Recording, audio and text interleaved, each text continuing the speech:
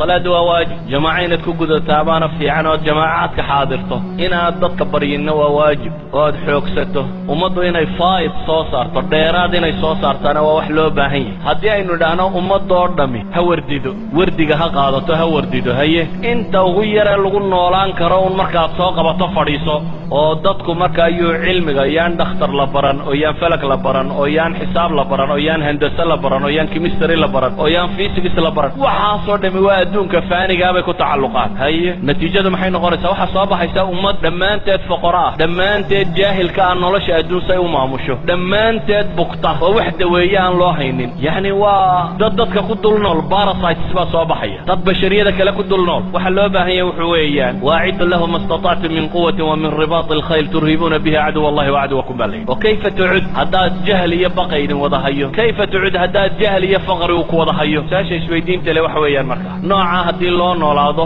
xanuunkaa faafayo cidda wayse loo heli maayo jahligaa faafayo cid nolosha horu maraysa la heli maayo noloshoo dhan baa aasmaysa muslimiintii hore waxay caanka ku ahaayeen ee dadkani sida qaldan u fahmay waa hal mas'ale bal mas'aladaa u dhegtaaga waxay ahaayeen wax soo saar dadka ugu badan waxay kaloo ahaayeen istihlaak dadka ugu yar labada mas'ale ma isla fahmi karaysa shaqo la qabto dad shaqeeyo aan aqoonin caajiska ee wax soo saara laakiin marka ay noqoto ku raaxaysigeeda waxay ahaayeen dadka ugu yar isagoo milyaneera ayuu hadduu hilib yaroo shiilan cunayso odhan jiray armaakani kii aakhire ku weydaariya idan may ahayn wax la'aan ee waxay iyadoo gacantooda ku jirtaanay qiimo badan u samaynaynin innaga laba mishkila meesha taalla dad badh yidhi aakhiraan ku soconnaa adduunkaba uma baahnin dabeetana un gaal ku hoos noolaaday iyo in aakhiraba ilowday oo tidhi adduunyaan raadacaynaynaa dabeetana adduunkaanu iska bidhbidhsanaynaa meelaha duulduul oo kolba siyaaxad tag iyo daar yaroo cagaaran iyo intaa noloshaba intaa moodo aakhira ilowday laakiin labadaba cagsigooda ay ahaayeen saxaabadii nebigu calayhi salaatu wasalaam waxay ahaayeen wax soo saar marka la tago dadka ugu juhdiga badan lee muntajiin ah markay noqoto conceptionna waxay ahaayeen dadka ugu yar zuhdiga xaqiiqigiina waa kaa culamaa ilxadiid rag ka mid ah oo waaweyn oo salafkiyaba waxay odhan jireen nin ka midaba wuxuu yidhi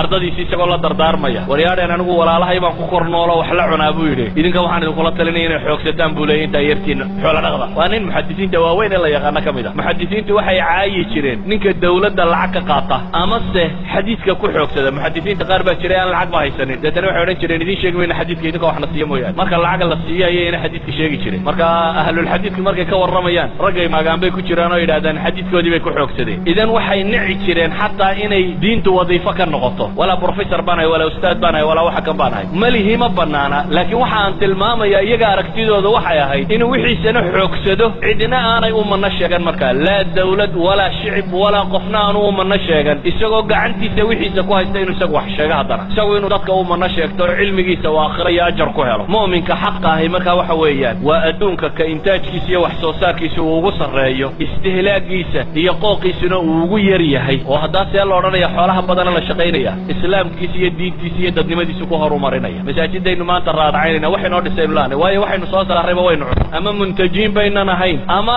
mustahlikiin baynu nahay labadubana waa waxaan fiicnayn muntij noqo mustahlikna ha noqonin wax soo saar waxna hay si aad nolosha u barbaariso u horumariso westrankayn maanta joogna carruurteenna islamic school baynu u lahanay maxaynu ugu weynay ama waxbayna soo saarin oo caydha aynugu fillaatay ama wixii aynu soo saarraynu liqnayo waa la boobna labada goorba waa khasaaraynu taaganay marka waxaynu u baahanay marka noloshu say u horumarto faa'idkan baa loo baahanyay waxaan leenahay nebigu calayhi salaatu wasalaam markuu madiine yimi ee masaajidka dhisay saxaabadiisii wuxuu tusay inay suuqa galaan oo meelaha xoogsadaan suuqu nebigu u dirayay yaa lahaa yuhuud baa lahay yuhuuddaa la booba nolosha la xoogsada lalaha meeshuu lahaa cabdiraxmaan ibnu cawf dulluuna cala suuq waa suuq lyahuud suuqi banu qaynuqaac baa la geeyey meel kale lama geynin waxaan rabaa marka dariska macnihiisu wuxuu ku kooban yahay cinwaankii la ii dhiibay wuxuu ahaa calaaqati dunya bilaakhira adduunku aakhira xidhiidhku la leeya waa maxay xidhiidhku la leeya waxa weeyaan xiska qofka muslimka ee dhabta ah adduunku waa ariiqii aakhire loo marayey hadday cibaado tahay noloshoo dhan buu cibaado u arkaa xoogsiga xalaasha ahi cibaadadu ka mid yihi marka dambe ilaahay dartii loo bixiyana cibaadadu ka mid yihi kafaafka aad noloshaada adigu daberi kartaa cibaadaday ka mid tahay baryadoo aad iska dayso aan sooshiyaal wax weydiisanin cibaadaday ka mid tahay inaad isku fillataa cibaadaday ka mid tahay qofka muslimkii inuu noqdo